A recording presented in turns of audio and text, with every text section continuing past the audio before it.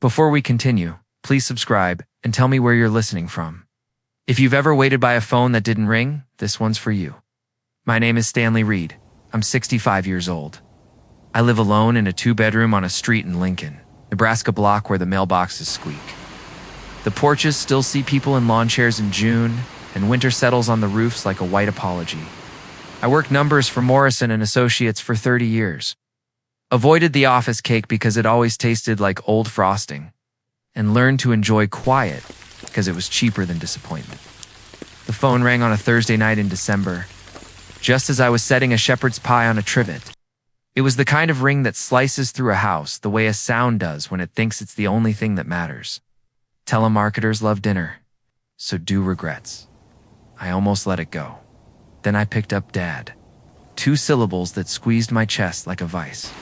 A voice I'd have known in a crowd of 1,000. Aged and dressed in a suit I hadn't paid for my son, Nicholas. Nicholas, I said. My voice sounded like it belonged to a man who'd practiced not shaking. This is unexpected. He laughed the nervous laugh he used to use when he'd knocked over a glass and put the blame on gravity. Yeah, well, it's been a while. Listen, Christmas is coming up. Malene and I were talking. We'd love to have you for dinner. Family time. Family time. I looked at the faded photo on my kitchen table.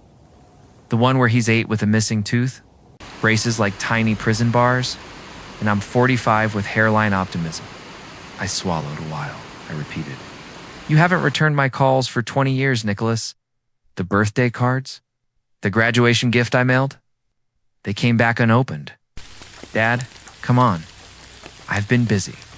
You know, building a career, starting a family, there's never enough time. There's never enough time. Except when you're 13 and time stretches like a rubber band and you use it to slingshot yourself at the man who's still paying the mortgage. But suddenly, I said, now there's time. A month after my name hit the front page of the Journal-Star, he paused. I could hear him adjust the story, trying to get it to fit. I don't know what you're talking about. 15 million, I said. Lottery. Front page. A week before Thanksgiving? I'm happy for you, he said. But that's not why I'm calling. We just thought it'd be nice to reconnect. You're getting older, and I'm getting older. I've been getting older for 20 years, I said. Where were you when they cracked my chest and bypassed the artery that didn't want to move blood anymore? Where were you when Christmas was a TV dinner and a rerun? Look, he said. The defensive edge is coming out, the ones he learned from an expensive stepfather and a mother who counted sacrifice like nickels. Things weren't perfect. That's the past. We're family. That has to count. Family. The word felt like a dress code I was never told about. You're right, I said. Family counts. I let the quiet sit between us until we both had to taste it. I'll be there. Really? Paper shuffle, a breath. That's great, Dad. Christmas Eve at 6. I'll text you the address. You do that, I said. And Nicholas, I have a surprise for you. I heard it in his voice, the brightening, the valuation, the math. What kind of surprise? You'll see, I hung up. The kitchen felt like a room I had left and come back to with a different history. Snow had started outside, the kind that dusts and doesn't apologize for it. I stood at the window and let an old ache walk its familiar route through me. Then I sat at the table and did what accountants do when feelings try to mutiny.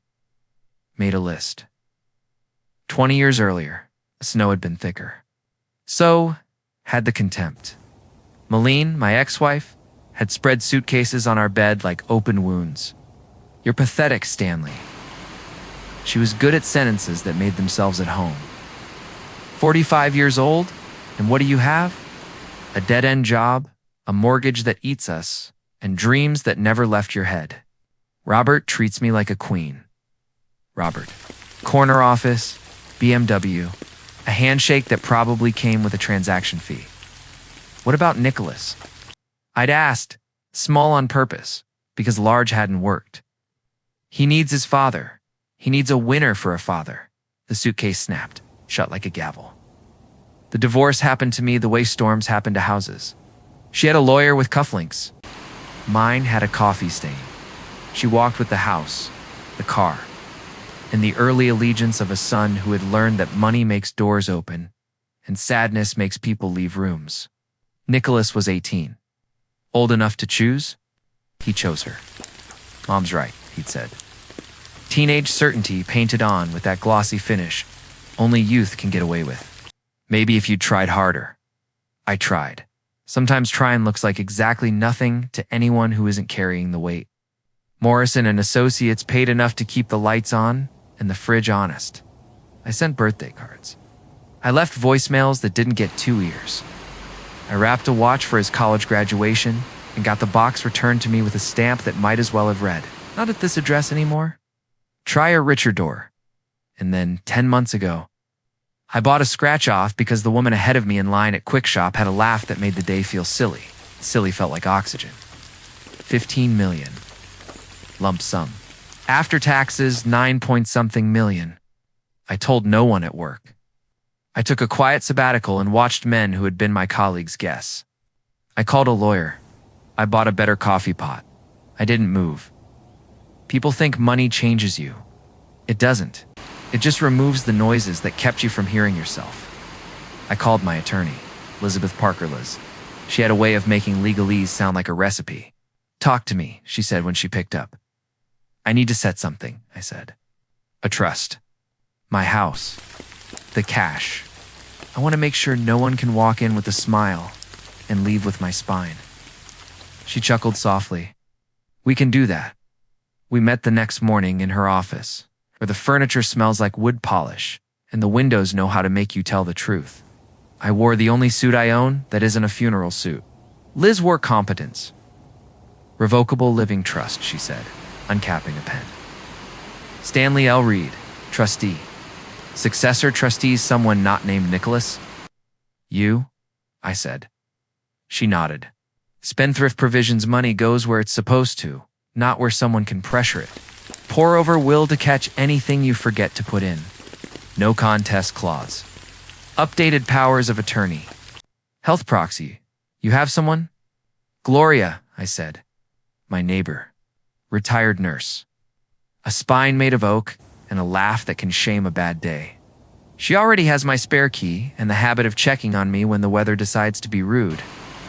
"Perfect," Liz said. "Any bequests?" I swallowed. "I want to create a donor-advised fund at the Lincoln Community Foundation.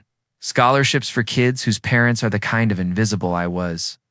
A grant to the community kitchen on O Street, 1 meal a day, no questions asked.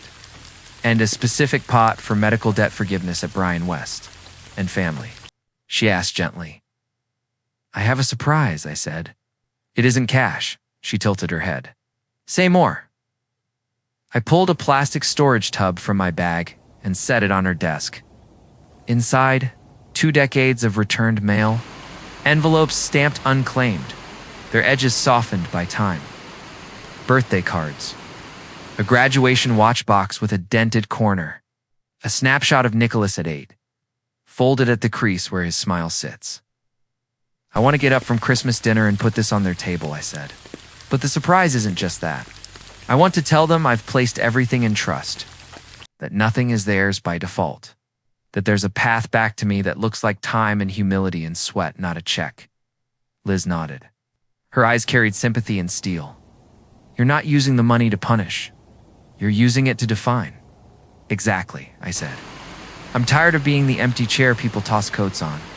I want to be a table you either sit at with respect or you don't sit at all." We drafted. I moved my small apartment into the trust on paper, which felt like laying a hand on a wall and feeling an answer. I also made calls, quiet ones, to the Lincoln Community Foundation. "Can we set up the Reed Second Chances Fund?" Yes, they could. Would I like my name on it? Yes, but beneath the names of 2 women who made me possible. My mother, Ruth, and my neighbor, Gloria. "Put them first," I said. I had the money. They had the backbone. To a woman named Carla, who runs a church kitchen. "Can you use a grant that doesn't require a 30-page report?" The sound she made was a mixture of gratitude and suspicion, because people with clipboards have taught good people to be wary. Write down one paragraph a year, I said. Tell me how many meals you served in one sentence about a person who made you believe in this work again.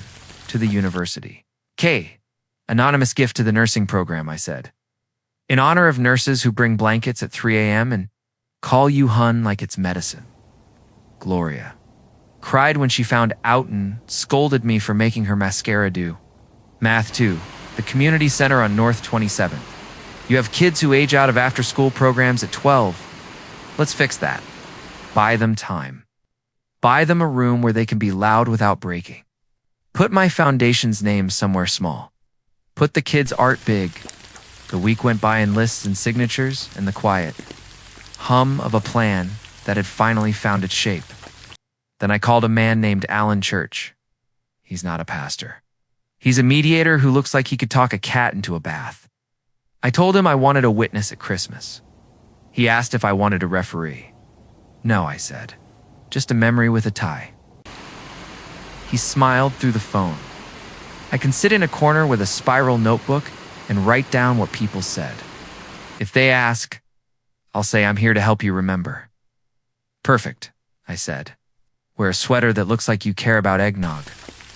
2 days before Christmas. A package arrived from the Journal Star.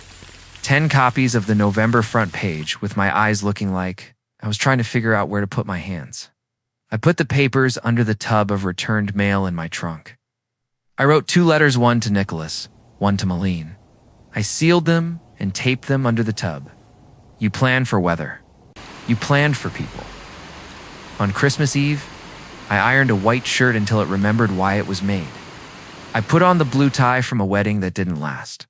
I set my mother's brooch under my lapel, because I am a sentimental man who has learned not to apologize for it. Gloria knocked. She held out a Tupperware with 2 slices of pecan pie like a benediction. For after, she said. Sugar makes tough conversations easier to swallow. Thank you, I said. You sure you don't want to come and pretend to be my lawyer? I'm 5 feet tall, and my hair has opinions, she said. They'd be scared. We laughed. Then I drove. Nicholas's address took me to a neighborhood where porches are for looking at, not sitting on. His house was the kind you see in real estate photos with words like open concept and chefs, kitchen, and all I could think was how many casseroles would feel out of place in a kitchen like that. Lights wreath. Blow up Santa that swayed in the wind like a man who had opinions about eggnog. I parked at the curb and sat with my hands on the wheel. The tub was in the trunk. The letters were under the tub. Liz's number was in my phone. My heart beat in a rhythm my surgeon would have approved. Stanley, I said out loud, the way you talk to yourself when you want your voice to be the big brother you never had, you are not a wallet. You are a father. You are a man. I rang the bell. The door opened with a rush of warmth and cinnamon, and there he was. Nicholas. 40-ish, expensive haircut, the same eyes. Behind him, Malene, my ex-wife. My son's mother wearing a red sweater that cost more than my rent in the 90s. And behind her, Robert, stepfather, tie too tight, smile like a practiced thing, dad, Nicholas said, making it sound like we exchanged texts every Tuesday. Merry Christmas, I said, stepping into their air and their expectations. Come in, Malene said, that old crispness in her voice. Let's not let the heat out. I stepped in. My shoes made the sound they make when they don't belong on a floor. We did greetings that were more choreography than affection. A woman in her 20s with my grandfather's ears moved in the kitchen, Nicholas's daughter. Emily, I would learn. She had a polite smile like she'd been coached. Her husband, Daniel, stood near the buffet with a plate and that new husband look of trying to read the room without a legend. Dad, Nicholas said, placing a hand on my back, gentle and proprietary at the same time. This is perfect. We're so glad you came. I'm glad too, I said. It was true. In the way a surgery you need is a thing you're glad for. We ate ham, potatoes, thought they were art. A salad that didn't understand that lettuce has a destiny. I made small talk about weather and new construction and a football team that insists it will return to the way it remembers itself. Halfway through, the conversation turned.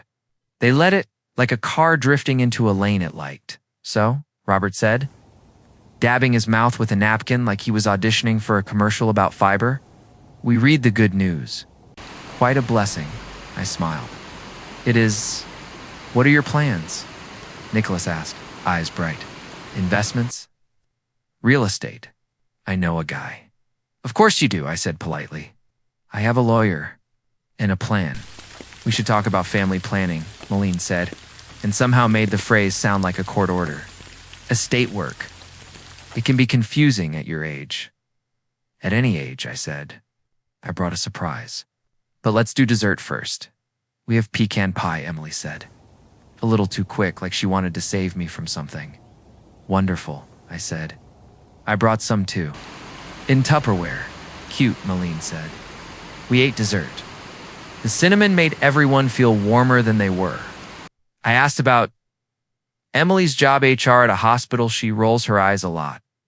And Daniel's IT, he fixes passwords by making people feel like they discovered them. I asked Nicholas about work. He used phrases that mean nothing and everything. Verticals, synergies, leveraging a relationship. Robert nodded like a man who enjoys being near nouns. Then I stood. I have a surprise. It's in the car, I'll come, Nicholas said, almost tripping over his napkin to be helpful with inside lines. Let me, I said gently. I know what it looks like. I stepped into the cold and walked to my trunk. The sky above their cul-de-sac looked like a ceiling painted to resemble winter.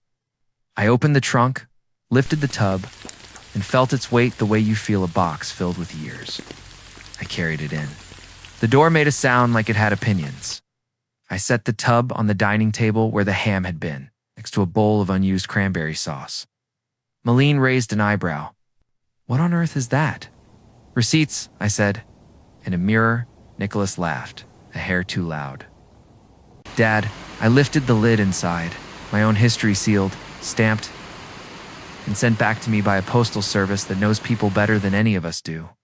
Unopened birthday cards. Christmas cards with doves no one bothered to set free. A graduation watch. A letter with my handwriting, careful like it could save me. What is this? Malene asked, voice already tightening. 20 years, I said.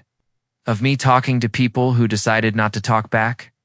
I brought them because we keep saying the past, like it's a place we can both see from here. I wanted to show you what my past looked like when I emptied my mailbox. Robert smiled that lawyer smile. Stanley, come now. This is a holiday it is, I said, as softly as I know how. And I think holidays are for telling truths without knives. I reached under the tub and pulled out the 2 envelopes I had taped there. I set one in front of Nicholas and one in front of Malene. Open them, I said. They looked at each other. Nicholas tore as gently, like the paper might be booby-trapped.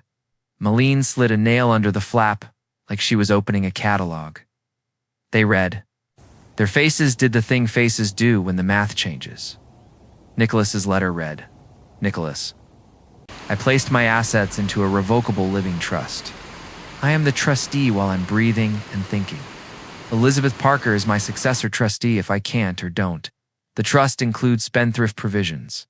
There is a donor-advised fund in my name and in the names of your grandmother and my neighbor supporting scholarships, medical debt relief, and the community kitchen. My will includes a no-contest clause. I have not left you cash. I have left you an invitation. If you want to be in my life, be in my life. Come to dinner twice a month. Call me on Sundays. Sit with me when my knee aches. Come to therapy with me once a month for a year. Volunteer with me at the kitchen once a quarter. If you do these things for a year, not perfectly. But honestly, I will ask Liz to consider a monthly distribution to you for the next year. If you do them for 2 years, we will talk about more. If you don't, I will not punish you. I will not chase you. I will not fund a story I don't want to read. Love. Dad, Malene's letter read, Malene. The charity fund will make an annual gift in your name to the women's shelter on 14th Street. Because I believe in making things right, even when apologies take too long. It will also make one in Robert's name to the public defender's office. Because mercy without money is a speech. I wish you well. I wish you love that isn't conditional on winning. Stanley, they looked up. Robert was suddenly very interested in his water. That's manipulative, Malene said softly. Dangerous. It's a boundary, I said. I didn't have those when we were married. I have them now. Nicholas's eyes were wet, angry, cornered. So this was the surprise? He asked. Homework.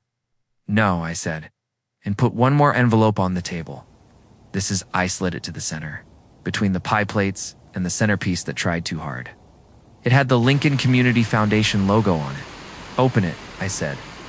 Emily, she blinked, surprised at her name on my voice. She picked up the envelope and pulled out a letterhead. Emily read aloud, halting at first. Then steady.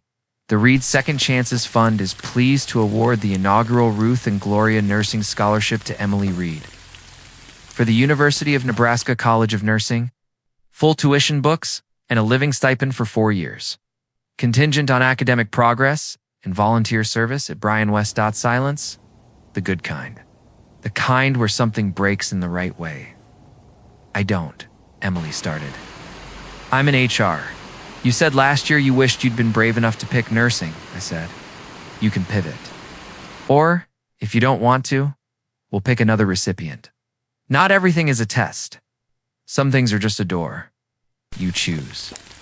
Her husband stared at the paper like he'd never seen money behave like this. I placed one more note on the table.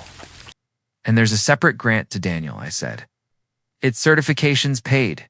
You can build a career that doesn't have to ask permission from anyone's last name. Malene found her voice. So you'll pay for grandchildren, but not your own son? I'll invest in people who pick up phones, I said. Nicholas included, if he wants to be one. Robert cleared his throat. We should have discussed this as a family, he said. We are, I said. This is me discussing. And I brought a witness. Alan lifted his hand from his seat by the tree, a sweater that said eggnog without declaring war. I'm here to take notes, he said cheerfully. If anyone needs the transcript, I charge by the page. Nicholas looked at me. Really looked like he hadn't in 20 years. He wasn't a boy anymore. He was a man who had learned to read rooms and budgets and faces. And for once, he was reading mine without trying to edit it. What do you want, Dad? He asked, sudden, raw. Really? To be treated like a person? I said. Not a plan. He put his hands on the table, palms flat. I can do Sundays, he said. Dinner twice a month. The kitchen. Therapies, he swallowed. Okay, Malene stood. This is ridiculous, she said. You're humiliating us. No, I said. I'm telling the truth in a room where I used to be lied to. She looked to Robert. He looked at his glass. Emily put her hand on my forearm, the way you touch something you want to keep from falling. Thank you, she whispered. Not for the money. For the sentence? I smiled at her. You're welcome. We had coffee. It tasted like relief and cinnamon and decades. I left the tub on their table. The letters, the past. The invitations at the door. Nicholas hugged me. It was awkward and a little stiff and real enough to count. Christmas dinner next year? He asked. Sunday, I said. Start there. I stepped into the cold. Snow was falling the way it does in Nebraska like confetti at a parade no one asked. 4, and everyone knows how to sweep up in the car I called Gloria. You still up? I asked, always for gossip, she said. I didn't give them cash, I said. I didn't think you would, she said. Did you give them something better? I gave them work, I said, and an open door. She laughed. Merry Christmas, fool? Merry Christmas, I said. Asterisk before we continue. Please subscribe and tell me where you're listening from. This next part is about what repair looks like when you stop using money as a megaphone. Morning found, Lincoln wearing ice like a shrug. My phone was already lit up. Nicholas, 7:12 a.m. last night was. A lot. I'm in for Sundays. Dinner twice a month is fine. Kitchen volunteering, tell me when. Therapy, if that's part of it, I'll try. 6 p.m. Sunday. I stared at the screen longer than necessary, then typed, 5 p.m. Sunday, my place. Bring nothing but yourself. Phones in a bowl. No money talk. We cook, A minute later. Okay, 2 minutes after that. Malene, unknown number. I still knew her cadence. Your stunt was humiliating. You ambushed us, in front of our family, with your surprise. Classic manipulation. I will not have you dangling money like a leash. I typed and deleted 3 replies, then sent. Boundaries aren't leashes. Merry Christmas. 5 minutes later, a message from Robert Stanley. As the de facto financial lead for the family, I propose we meet to discuss the estate distributions.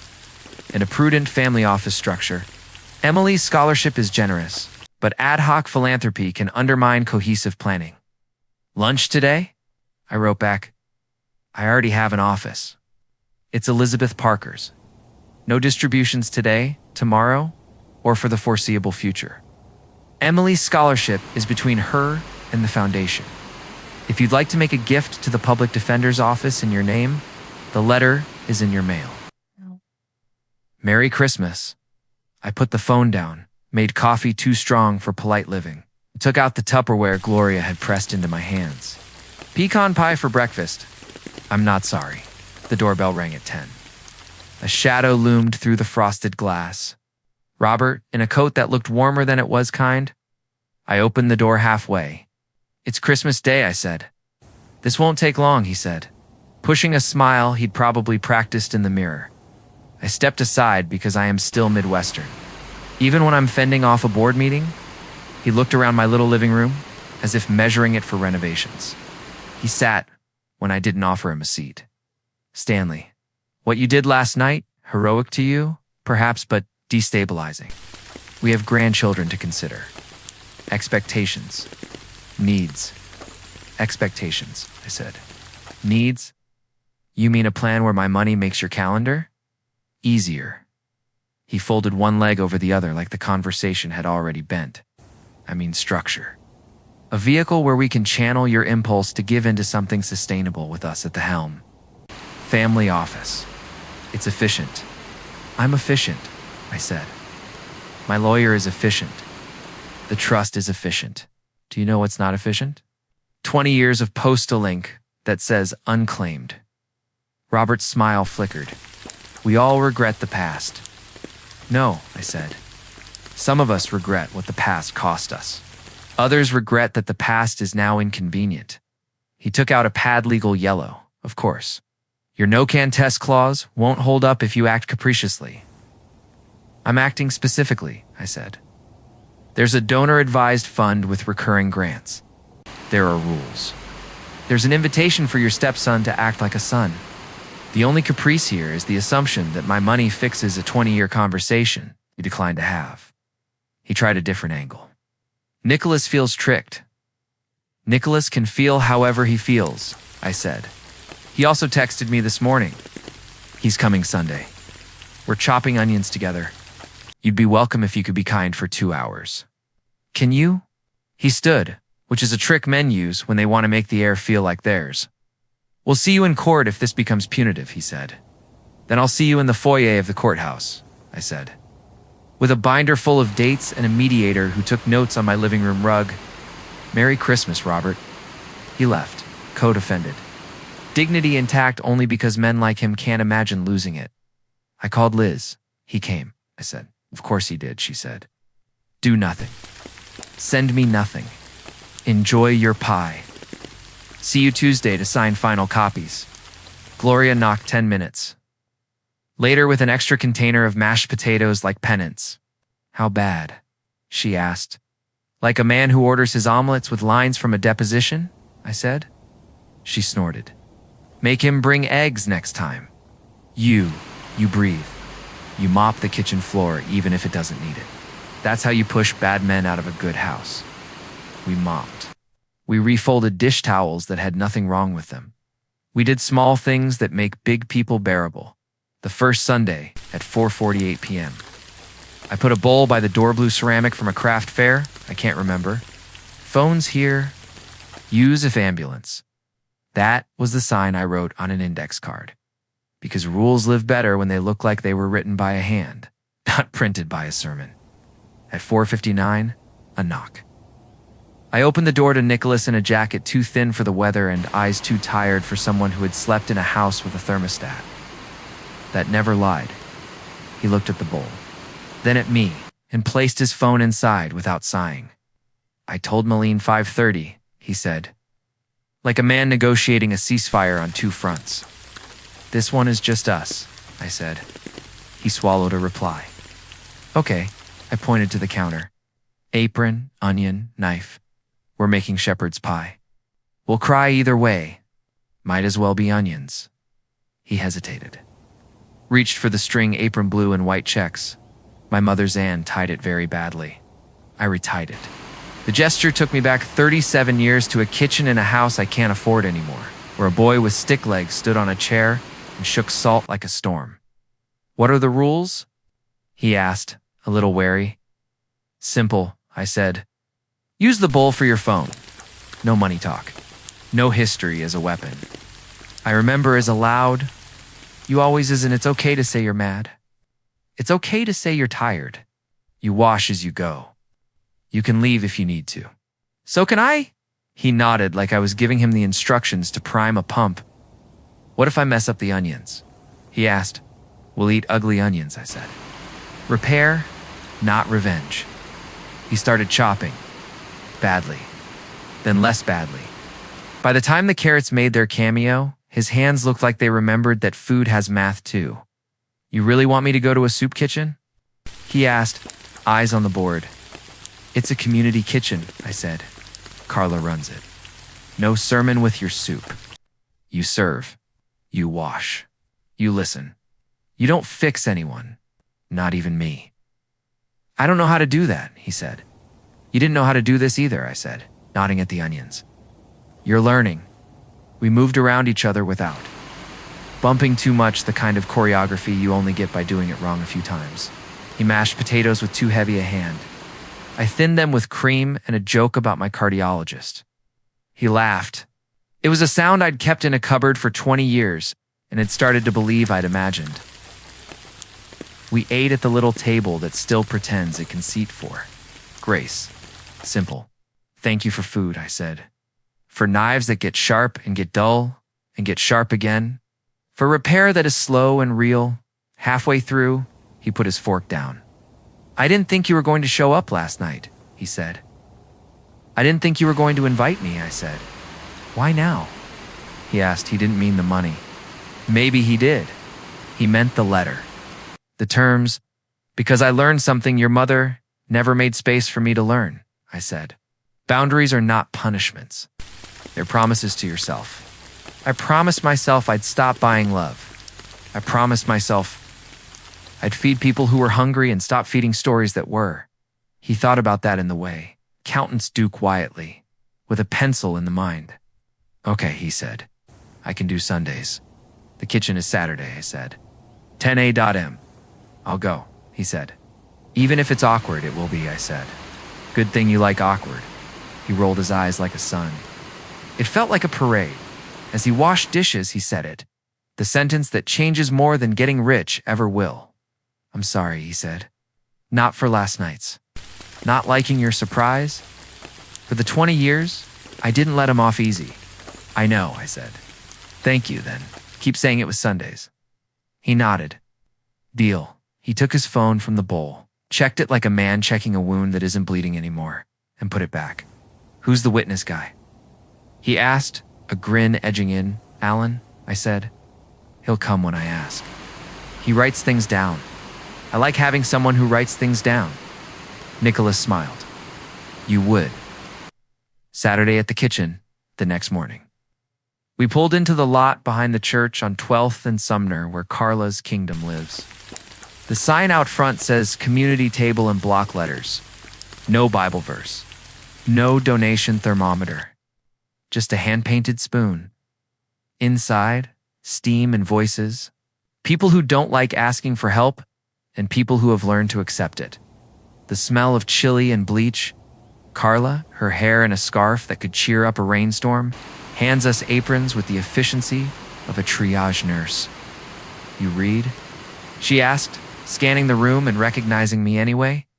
I'm Carla. You're on coffee and bread today. You, she pointed at Nicholas. You're on trays and second helpings. Smile when you mean it. Nod when you don't. Every sir and ma'am is a choice, not a job title. Yes, ma'am, Nicholas said, which made her grin like a lighthouse. We worked. We learned hands have ways of making order out of soup. I poured coffee, said Hot coming twice, and I see you once to a man who hadn't been seen all morning. Nicholas carried trays and remembered names like a bartender. At the corner table, a woman told me about a son who lives in Chicago and a diabetic foot that doesn't. At the door, a teenager offered to mop for a second dessert and did a better job than most adults I've hired at noon. A man came in a coat that might have been a blanket in a past life. He said my name. Stanley, I braced for a story about the lottery. Saw you in the paper, the setup that makes you want to leave your own face on a shelf. He didn't give me that story. He gave me a different one. I was at Bryan West when you had your bypass, he said. I was janitorial then. You thanked me for emptying your bin. No one thanks me for that. I heard about your fund. You paid off a woman's bill in my building. You don't know her. I just wanted to say people talk about blessing like it fell out of the sky. Sometimes it drives a used sedan. He patted my shoulder, took his tray, and sat. Nicholas watched that from the coffee urn. He didn't say anything. He didn't make it about him. He handed a second roll to a woman with a crochet hat and a laugh that made the window fog at the end of the shift. Carla clapped her hands. Announcements, she said. We need volunteers for Tuesday night prep. Also, she held up a letter with a foundation logo. We got a renewal from someone who uses very small words for very big checks. You know who you are? You're not going to stand up and make me cry. I'm just saying I'm in. She handed Nicholas a towel. You okay? She asked him. He nodded, wiping a pan with a seriousness that would have made Ernesto at my shop proud. I was wrong about things, he said. She winked. You don't have to tell me which ones. Back outside. Nicholas leaned on the hood of my car like a man who had used a body for something real and was glad for it. Okay, he said. I get the kitchen. Good, I said. It's where repair tastes like soup. He looked at me, really looked. Like last night wasn't a performance we survived, but the start of a thing we might live in. I'll see you Sunday, he said. 5. Bring nothing, I said. We'll make what we have. A surprise, a lie that evening. Emily called. Not a text. A call, Grandpa, she said. And the word did what words can do when they're used correctly. It stitched a small tear. I didn't know if I could use that, she added. You can, I said. It came out steadier than I felt. I want the scholarship, she said. I want nursing. I've been hiding behind HR because it's clean and people thank you for sending calendar invites. I want something messier. I told Mom it went. How you think? How I think is less interesting than what you decide? I said. You decide. I'll walk with you. She exhaled. Daniel's with me, she said. He says hi. He also says he'd like to help you with your computer because it's probably a museum piece. It clicks when I open email, said C. She laughed. Museum piece. Then she said the ally sentence you wait years to hear and almost miss when it arrives. Grandpa, she said, thank you for writing a door where Mom wanted a window she could close. I'm walking through it. Wear a coat, I said. It's cold out here. I'll meet you on the other side. The timeline started to bend then, not like a miracle. Not like a montage, but like a river slowly deciding to forgive a bank. That night, a single text from Malene. If you are set on humiliating us in public, we will respond in public. I typed, if you are set on continuing a private pattern that keeps men small and women sharp, I will continue choosing rooms where kindness pays the rent. I hope you come. We have extra chairs. She didn't answer. That's an answer. I set 2 plates on my table for Sunday and a third in the cabinet on purpose. Repair, not revenge. Room, not rope. Asterisk if you're listening on the channel. Tap subscribe. This part is where the surprise stops being theater and turns into practice. Tuesday night. Prep Carla texted. We do chili on Tuesdays. It's the kind that forgives bad days. You in? We were. The church kitchen on 12th and Sumner sounded different on prep night snow clatter of trays.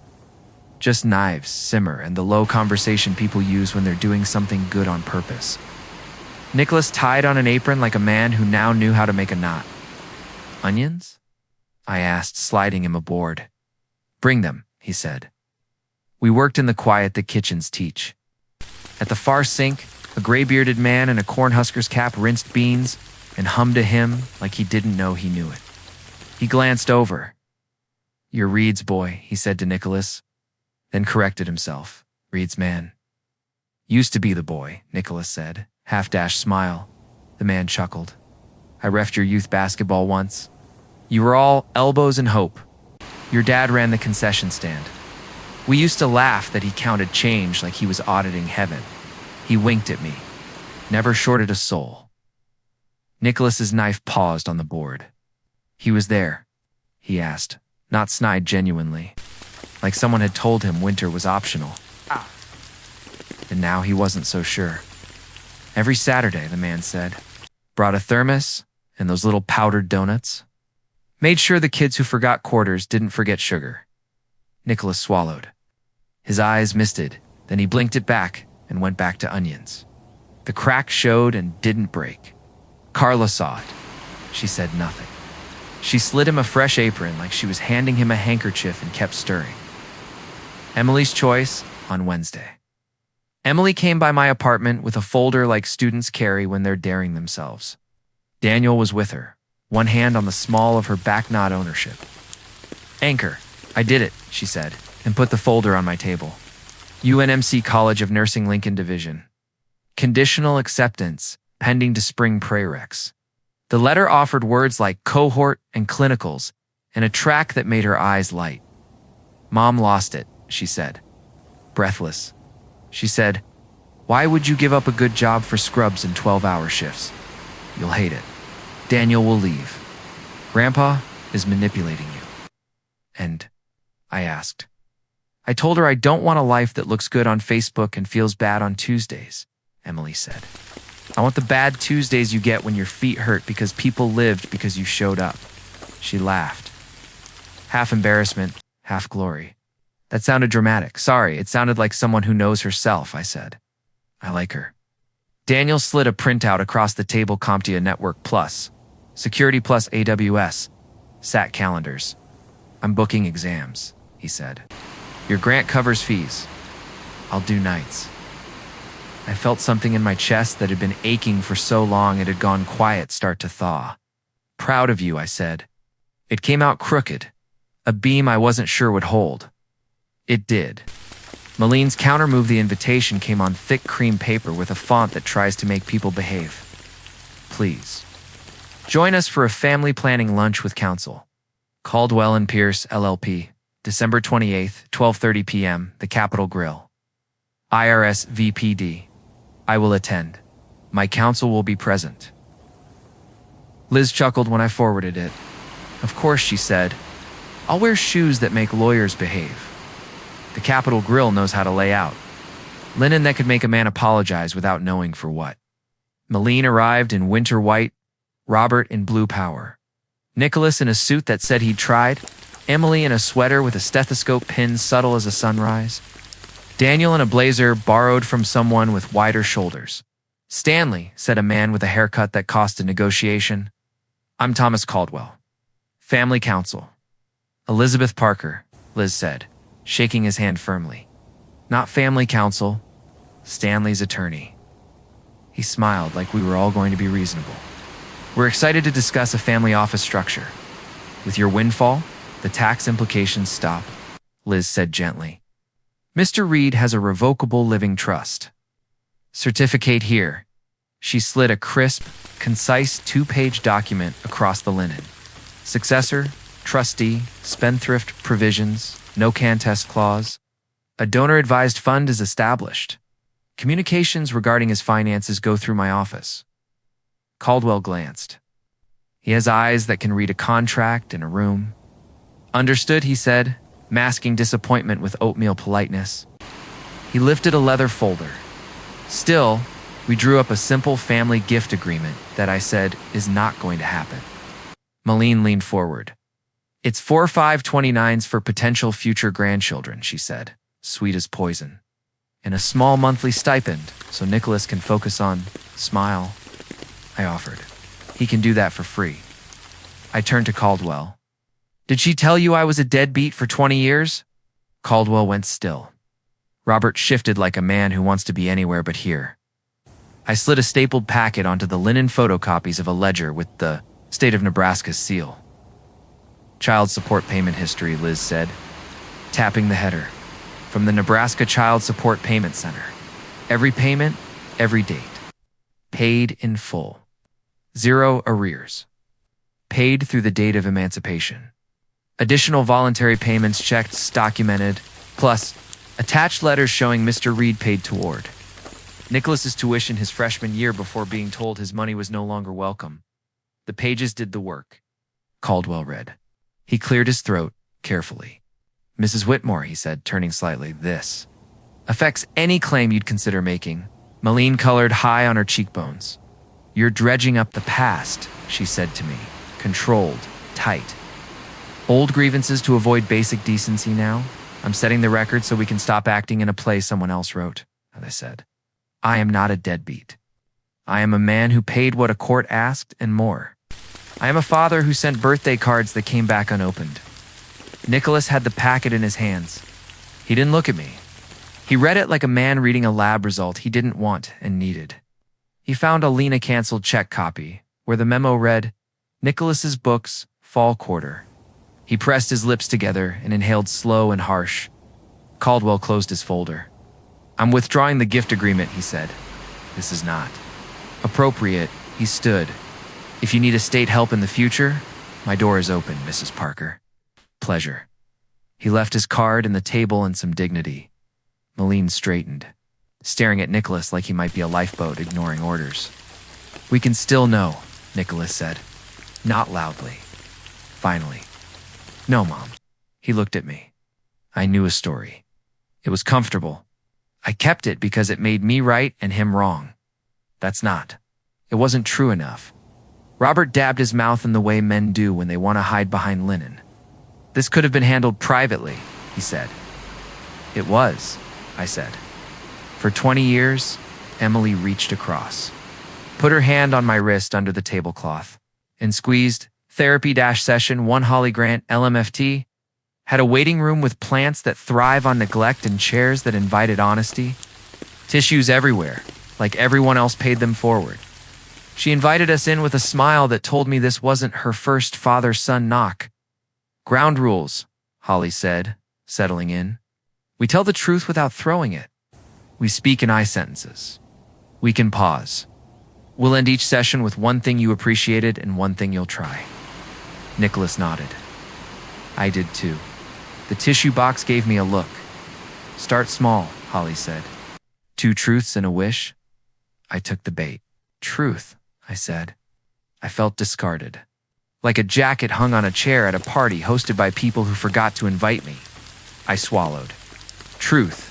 I kept hoping for a knock I should have stopped waiting for. Wish. That he would come on Sundays until it feels like a day, not a heroics event. Nicholas looked at his knees. Truth, he said slowly. I was mad. I liked being mad. It felt like control. Truth. I told people you didn't try because the story you're trying told me didn't make me feel better. Wish. That I'm allowed to change my mind and not have to perform an apology every time I do. That's a good wish, Harley said, writing something invisible in the air. I took a breath. One more, I said to Nicholas, reaching into my bag. I pulled out a thumb drive. I brought a thing. You don't have to listen. What is it? He asked, wary but honest. A voicemail, I said. From you. 2004, you were 19. You said, don't call me again. Robert is my dad now. I didn't cry. The room widened. I kept it. I don't play it to hurt myself. I play it when I start to lie to myself and say I made it up. Holly held up a hand gently. Do we want to listen now? Or note it exists? Nicholas's face did something I hadn't seen since he was small, decide between fight and stay. "You can play it," he said. I pressed the little button and let a younger pain fill a room that could hold it. The clip was short and sharp. The kid in the message sounded sure, the way you are when you've been handed a script. We sat in the echo. Holly leaned forward. "Nicholas," she said. "Tell 2004 you something from the 2023 chair." He exhaled like a man pulling a splinter. "You don't have to be that right," he said to the air. "It won't keep you safe. You can be wrong and not die." I let out a sound I didn't know I'd been carrying. Holly slid the tissues closer without making a deal out of it. "Practice," she said. "What are your agreements for the next month?" I spoke first. "Sunday dinners, 5 p.m., my place, phones in a bowl. No money talk unless you bring it up. 1 therapy session in 4 weeks. 1 kitchen day with Carla." Nicholas nodded, and "I'll call Sunday mornings, even if I have nothing to say." "That's everything," Holly said, smiling like a person setting a table. "See you in a month." In the parking lot. Nicholas stood with his hands in his pockets like he was 16 again, waiting for a ride. He looked sideways at me. "Can I?" He hesitated. "Can I have a copy of the child support thing?" "I want to look at it." "Sit with it." "Yes," I said. "I'll make you one with the boring details highlighted." He laughed. "You would highlight boring details. Someone has to," I said. The document that ended it 2 days later. A courier dropped a certified letter at my door, Caldwell's letterhead. It was short. The kind of short that says a conversation finished where it should. "Mr. Reed, after review of your trust certificate, estate plan, and child support payment center ledger, our office will not be engaging in any further discussions regarding a family gift agreement or family office on behalf of Mrs. Whitmore and Mr. Whitmore, as a courtesy. Enclosed, please find a letter we recommend you keep with your files. A notarized capacity statement from Dr. Priya Ahmed, PCP, affirming, as of December 20th, that you possess full decision-making capacity. We attach a copy to close the loop on any suggestions to the contrary. Respectfully. Thomas Caldwell, Lee, put Caldwell's letter in the trust binder next to Liz's 2-pager and the child support ledger. Sometimes the documents that ended are not threats. They're a neat little stack of facts. I texted Liz a photo. She replied, "Frame it, or use it as a coaster. Your choice." Sundays kept coming. We didn't fix everything in a month. We didn't break more. On the second Sunday, Nicholas came with sore eyes and no story about why. We stirred a pot. He said, "Work is a lot," and I said, "So are onions." And we let the sentence be the whole conversation. On the third Sunday, Emily and Daniel came, and we made tacos badly. Emily practiced taking a blood pressure on me with a cuff that looked too big for a heart that's learning to be just the right size. On the fourth Sunday, Nicholas brought a book of crosswords he found in a drawer, and we did one in silence. He filled 5 clues. I filled 7. He filled the last one and pumped his fist like a boy who'd just made a shot in a gym where his father ran the concession stand we volunteered once more with. Carla. Someone wrote "thank you" on the chalkboard in big letters, and someone else drew a heart with crooked lines. Nicholas washed pans like penance, and then laughed when a kid told him his beard looked like a tired squirrel. Malene posted a long thing on social about money as manipulation and boundaries as weapon. The comments were a mix of church, ladies, and polite troublemakers. I didn't read them. Emily sent me a screenshot with most of it blurred and a text, "Don't feed it. See you Sunday." At the end of the month, Holly wrote on her pad, "Truths are heavier when they're new. You're getting stronger. We are." If you're listening on the channel, hit subscribe. This chapter is about what you write into rooms. It's not just into wills. Alan's notebook and the living room mediation, we set the time for a Saturday, 3 p.m., my place. I made coffee and set out butter cookies that crumble like old grudges. Alan arrived first in a sweater that announced seasonal without bragging. He opened his black spiral, clicked a pen, took the chair by the ficus like a court reporter on vacation. Nicholas came next, hands jammed in a coat he never buttons. Emily and Daniel followed, bringing cinnamon rolls they'd accidentally made too many of. Melanie arrived on time to the minute, followed by Robert with a face that looked like it had recently lost an argument with reality and was trying not to show it. Alan cleared his throat.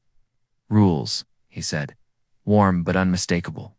"No cross-examination, no future casting. Speak in I. If you feel heat, pause. I'm here to take notes so your memories don't have to carry that alone." Malene settled in, posture perfect. "This seems performative," she said. "Better performances than fights," Alan said pleasantly, pen poised. "Mr. Reed, you asked for this meeting, set the agenda?" I held up the thumb drive. "I brought something to retire," I said. "You heard it last month in therapy." The voicemail. Nicholas's shoulders went still. He didn't leave. "Okay," he said. I plugged a tiny speaker into my laptop, set the drive on the table like a talisman, and looked at my son. "Do you want to press play?" I asked. He swallowed. "I do," he said, and reached. The clip that once cut me opened, played, and ended in under 10 seconds. 2004 echoed for the last time in a room that could hold it now. Alan wrote one line in his notebook. Voicemail played. "All parties present. No one died." We almost laughed. The room loosened. I dragged the file icon to the trash, and too empty. The little sound computers make when they delete things is almost rude. This one felt like an exhale. Alan noted the time 3:18 p.m. as if a stenographer could write mercy. Malene sighed. "Is the theater portion over?" Nicholas leaned forward, elbows on knees. "Mom," he said calmly, "we're doing this. You can leave if you need to." She looked at him like he had spoken a dialect she never planned to learn. She stayed. Alan tapped his pen. "2 prompts," he said. "Then 1 question. Prompt 1. Tell someone in this room one thing you appreciate from the last month." Emily went first. "Grandpa," she said, "thank you for not cheering when I got into nursing." She smiled crooked. "You just handed me a stethoscope pin and asked if I had comfortable shoes. It felt like respect." "Prompt 2, Alan continued. "One thing you'll try before we meet again, Mom," Nicholas said gently. "I'll call you on Wednesdays." Not to explain, to just call. Malene sniffed. "I suppose I can avoid posting on Facebook about private matters." "We'll take it," Alan said. "Scribbling now. The question," he added, looking around like he had a card trick. "One we didn't plan. Who hosts Christmas next year?" The room blinked. We hadn't rehearsed this. Emily's hand went up like a student's. "Grandpa," she said, "can we do it here? Potluck. No gift talk. Phones in the bowl. The wooden spoon rule if people get spicy." She grinned at me. "Can I make the sign?" Robert made a face. "Traditionally," he began. Nicholas cut in, soft but sure. "Traditionally hasn't served us." "Yes," he said to Emily. "Dad's house. New rules." Malene stared at the ceiling like it might have an ally. Then she surprised all of us. "If I come," she said, choosing the conditional on purpose. "I'm not sitting at a card table. You'll sit where you can be kind," I said. "Any chair works." Alan put down his pen and smiled the kind of smile men who watch rooms get paid to make. "Noted," he said. "Checks and scrubs that Monday."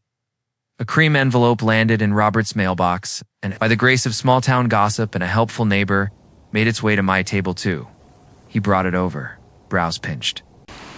"This came," he said, opening it in my living room. The letterhead read, "Lancaster County Public Defender."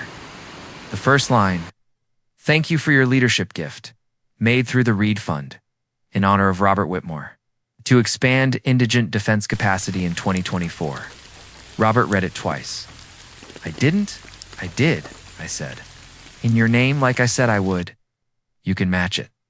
Or you can do pro bono hours. Or you can ignore it. Your name's on the letter. Either way, I'd suggest earning it." His face softened in a way I didn't expect. "I could take 2 cases a quarter," he said, the sentence sounding like a muscle being used for the first time in years. Quietly. No posting. That's the only way it counts, I said. He nodded and left without being clever, which felt like a gift I hadn't asked for. Emily's first day of classes arrived with January's mean wind. At 7:08 a.m., I got a photo. Emily in school scrubs. Purple badge, clipped crooked, hair up, stethoscope like a question mark, she added, pinning in spring. Will you do the pin? My eyes did the thing they do when I pretend they don't. Yes, I typed. I'll bring a handkerchief and awkward applause. Daniel sent his own win the next week. Past Network Plus. He showed up at my door with a pie and a sheepish grin.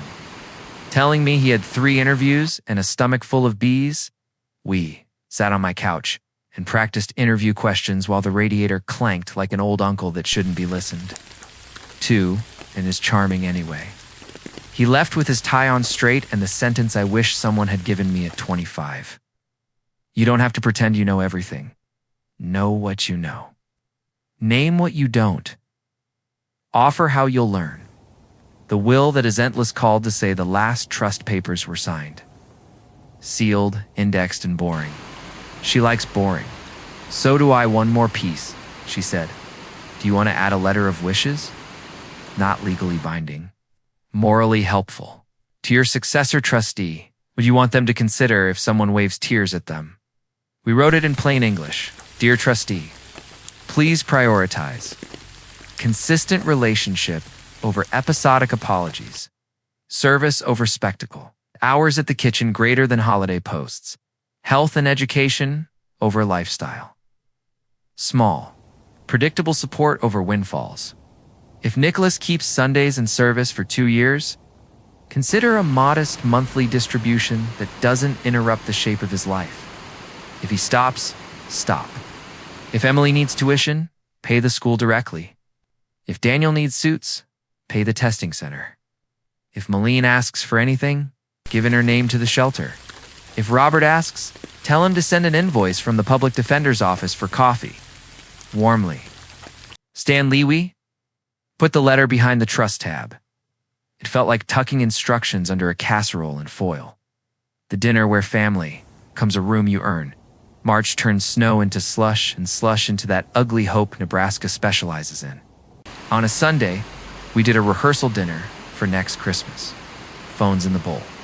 No money talk. I statements. Wooden spoon, a cheap one. Not mystical. Still magic adjacent on the table. Alan came without his notebook and brought eggnog in. March like a man who refuses to let seasons boss him. Nicholas arrived early. We started a marinara that didn't trust us yet. Emily and Daniel slid in with salad and a student budget charcuterie that tasted better than any luxury I've ever chewed. Malene knocked at 5:42. She wore a black sweater that made her look like a portrait you'd hang at the end of a hallway to make guests behave. She peered at the bowl, read the index card, and placed her phone inside like it was a dare we ate. We didn't poke old bruises for sport. Halfway through, she tested the perimeter. So, she said lightly, how is the check writing going, Stanley? Nicholas picked up the spoon like it had been waiting for him. Rule 2, he said gently. No money talk. Malene blinked. She breathed. Fine, she said, and speared a tomato like it owed her rent. Emily talked about her first skills lab. How she learned to take a manual blood pressure without crying. How she almost fainted drawing fake blood from a plastic arm. How the instructor told her. Hands, remember? Daniel told us about a help desk ticket where a man tried to fix a printer by yelling, and how sometimes the fix is turning it off. And sometimes the fix is bringing a chair so a person can sit down and stop fighting with plastic. Malene watched. Something in her face, trying to rearrange itself. She didn't get there. That's okay. We ate brownies from a box, because the box knows what it's doing. Alan washed dishes because men with notebooks often also have dish hands at the end. By the door, Malene surprised me again. I can bring green beans at Christmas, she said grudgingly. Bring yourself, I said. The beans are extra. She flirted with a smile, then disciplined it back into line. We'll see, she said. After she left, Nicholas lingered. He reached above the doorframe, found nothing, then looked sheepish. I was checking for a key, he said, flushed. Old habit. Cheap apartments with hidden spares. Sorry, I stood beside him and slid my own extra key onto the little hook I'd installed when I was 19 and thought hooks were planning. There, I said. Just don't use it to come in angry. He touched the key like a superstitious man touches a scarf. Deal, he said. Later, Emily texted a photo, her in scrubs. Daniel in an interview shirt, me at the sink holding the spoon like a scepter I didn't ask for and was trying not to abuse. Underneath, she wrote, "The room we earned, we still haven't fixed everything. We probably won't. That's not the point. The will that matters isn't just the one with my signature and Liz's tabs. It's the one we write every Sunday with onions and rules and a bowl for phones and a spoon that says, 'You speak, we listen. We'll do a few more of these before Christmas. We'll mess up. We'll retire an old sentence now and then. We'll add a new one that holds. And when December comes.'" And Emily pins that white coat on her chest and asks me to stand too close to a stage. I'll cry into a handkerchief and clap off beat. Then I'll go home to a table that finally knows who sits there.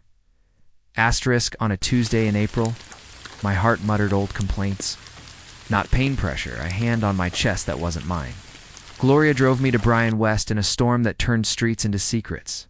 I texted the bowl, not dramatic. Just, here Nicholas arrived first. Hair wet, jacket wrong for the weather, eyes right for the moment.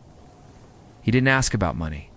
He found my hand and said, "I'm here," like the sentence was a chair he could carry. Emily and Daniel came with coffee and the confident terror of people who have seen a hospital from both sides of the glass. Emily took my vitals for practice, while a nurse pretended not to notice. Robert texted, "Thinking of you," and 2 paragraphs about liability. Malene posted a prayer hands emoji. It was a medication tweak. I went home the next day with a stronger pill and a stronger Sunday. I updated my letter of wishes with Liz. Emergency distributions allowed when the person shows up. Nicholas didn't see the letter. He kept showing up anyway. By December, the calendar had softened. Emily wore scrubs, and the pin I'd fumbled onto her collar at a school ceremony that demanded a handkerchief. Daniel had a steady IT job and a laugh that forgave rooters. Robert took 2 indigent cases and learned what mercy looks like without a retainer. Malene brought green beans to 2 dinners and only used the wooden spoon once. Christmas came to my apartment. Phones in the bowl. Wooden spoon on the table. Alan sat by the ficus, sweater louder than the radiator. Carla dropped off a pan of rolls and a hug that smelled like chili and bleach. We ate. We behaved. Then I stood. "I have a surprise," I said, and the room remembered last year. First, the money. 85% of my estate is now permanently endowed at the Reed Second Chances Fund. It will expand Carla's kitchen, forgive medical debt at Bryan West, and fund nursing scholarship similes and those who come after forever. Second, the board. It will be chaired by Carla, with Emily and Alan as voting members. Liz is trustee. I am an advisor until I'm not. Nicholas, after a year of Sundays in service, you're a non-voting program advisor with a modest stipend and no checkbook. You earned a seat, not a lever. Third, family support. Starting January, the trust sends you. I looked at Nicholas, a predictable monthly amount. Small enough to keep you working, steady enough to keep you sleeping. It continues as long as Sundays do. Emily's tuition is paid directly. Daniel's suits too. Malene, gifts in your name, go to the shelter. Robert, to the public defender's office. No one here gets a windfall. Everyone here gets a room. Silence held, then rearranged itself. Robert nodded, almost relieved. Emily cried and laughed at once. Daniel squeezed my shoulder like a promise. Malene stared at the table, then at the bowl, then at me, and said quietly, "Thank you for making this about more than us." Nicholas stood. He didn't make a speech. He walked to the trash, reached into a bag I'd brought, and dropped the last of the returned envelopes inside. "We're done with those," he said. Then he picked up the wooden spoon. "Rule 1, he grinned. Someone pass the pie." We ate brownies from a box because the box knows what it's doing. Snow started again, soft as a second chance. On their way out, Nicholas touched the extra key above the doorframe and left it there. Next Sunday? He asked. Always, I said. Family wasn't the will we read. It was the room we earned one bowl, one spoon, one Sunday at a time.